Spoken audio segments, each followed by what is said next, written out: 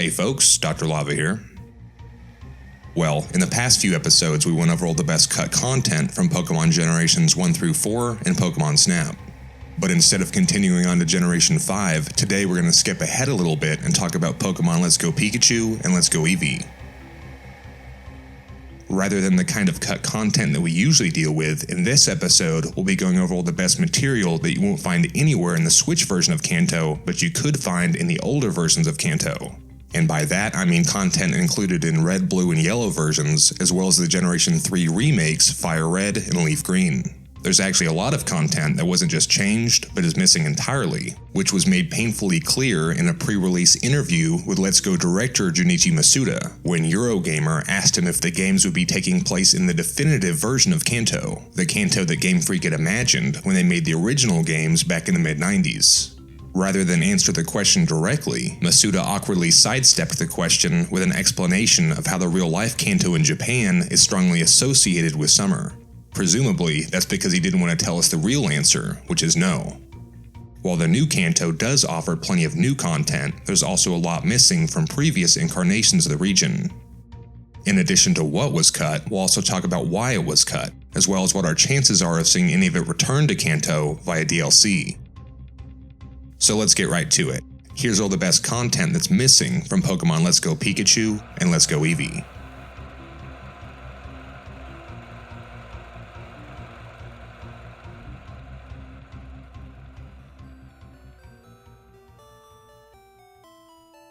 The original Pokemon games on Game Boy received more than their fair share of controversies. Christian preachers accused the series of brainwashing children into accepting the theory of evolution. It was branded racist for Jinx's representation of blackface, and it was banned in several Middle Eastern countries for being a Zionist plot. So with all that going on, it's not surprising that most folks were too distracted to notice that the games were actually teaching children how to gamble. As longtime fans of this series no doubt remember, the Celadon City Game Corner in the original Kanto was a casino operating as a front for Team Rocket's hideout. At the casino, you could use in-game cash to purchase coins, then gamble your coins away on slot machines. And after a run of good luck, you could exchange your ill-gotten gains for Pokemon and TMs.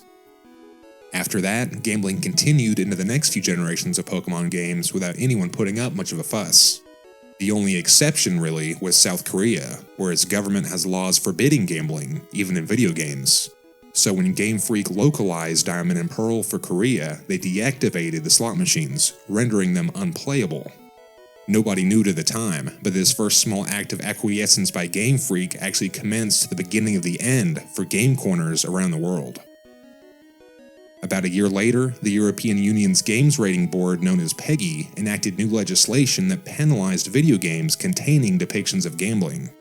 In short, while past Pokemon games received an age rating of 3 and up, from now on if they included gambling, they'd be branded with an age requirement of 12 and up. Considering the fact that Diamond and Pearl sold more copies to kids under the age of 12 than to any other age group, Game Freak was understandably keen to avoid getting slapped with the age 12 rating. So Game Freak acquiesced again, deactivating the slot machines in the European localizations of Pokemon Platinum, just as they had in Korea the year before. Then not long after that, Game Freak began to grow concerned about America's Games Rating Board, known as the ESRB. So when Heart Gold and Soul Silver released the following year, gambling was left intact only in the Japanese versions, while Europe, America, and every other international release replaced the slot machines with Voltorb Flip, a non-gambling game similar to Minesweeper. Game Freak never released an official statement on the matter, but that was the last time anybody ever saw gambling in a Pokemon game. In 2016, PEGI's new rules penalizing gambling were the reason the 3DS re-releases of Red, Blue, and Yellow were hit with an age rating of 12, even though years earlier, the original Game Boy versions had been deemed appropriate for ages 3 and up. So when it came time to reimagine Kanto for Let's Go Pikachu and Eevee, in order to make the games accessible to kids of all ages around the world, and particularly in Europe, Game Freak decided to sacrifice the slot machines. So while the game corner of the 90s was a casino, the game corner of 2018 is nothing but rows of unplayable arcade games, and a cashier who tells us that they've run out of coins. Of all the content cut from the older incarnations of Kanto, gambling is definitely the least likely to come back via DLC, or to come back to the series at all, ever.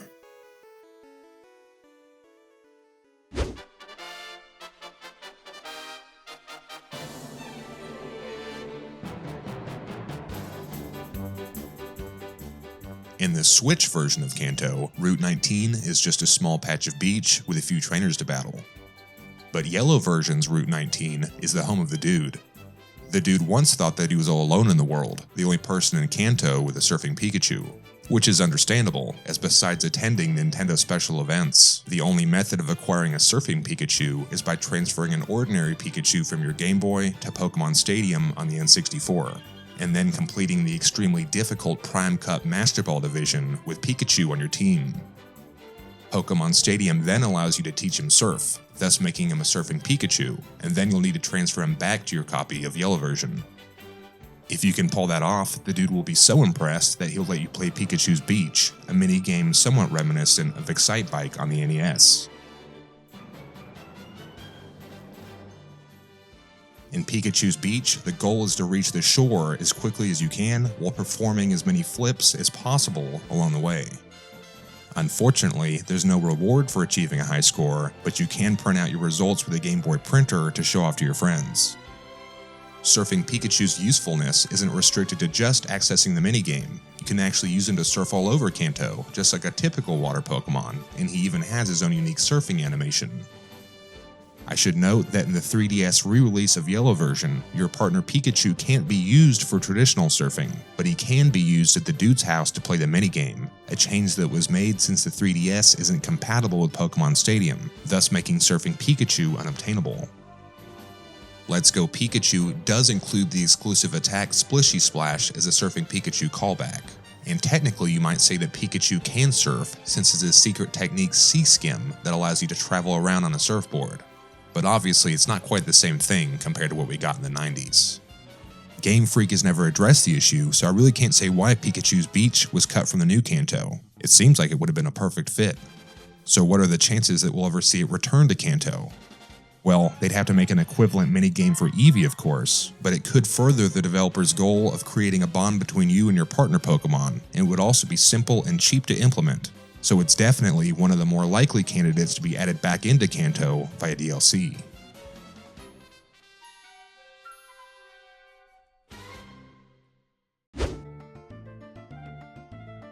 Released 8 years after the original games, FireRed and LeafGreen were the series' first remakes. The most significant new content added to the remake's incarnation of Kanto were the Sevi Islands, which together comprise what's probably the series' most generous post-game content even to this day. There were 7 main islands, with each home to a decently sized town or city, and most were surrounded by smaller, peripheral islands.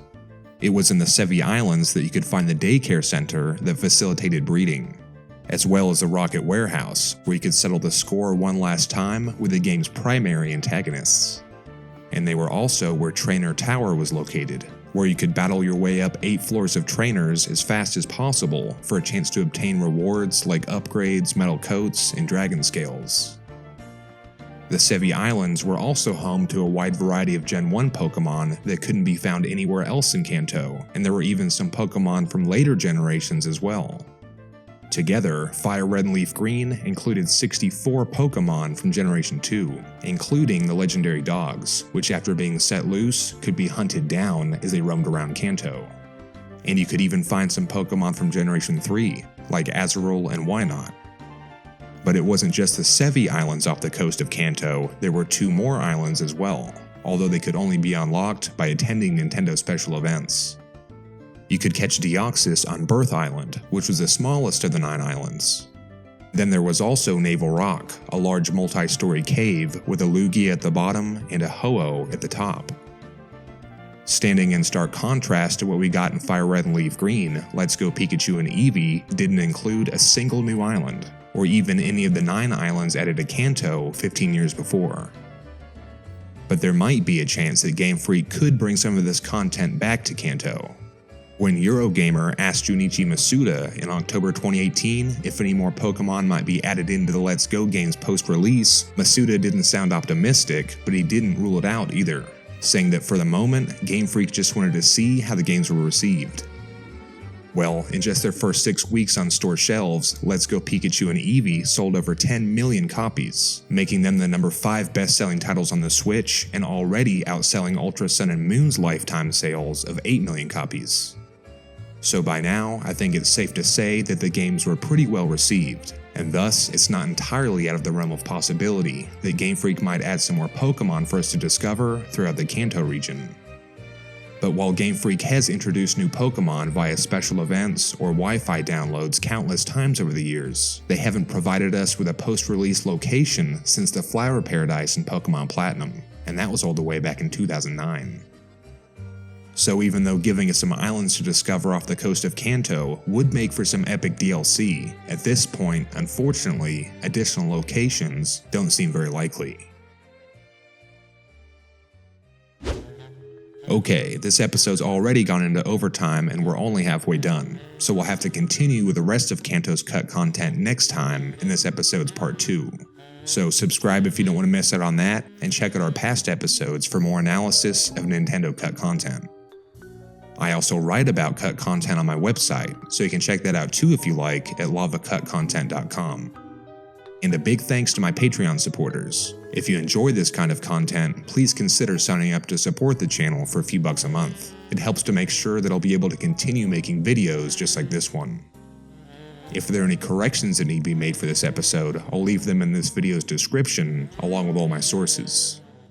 Okay, that about does it. Thanks for watching, folks. See you next time.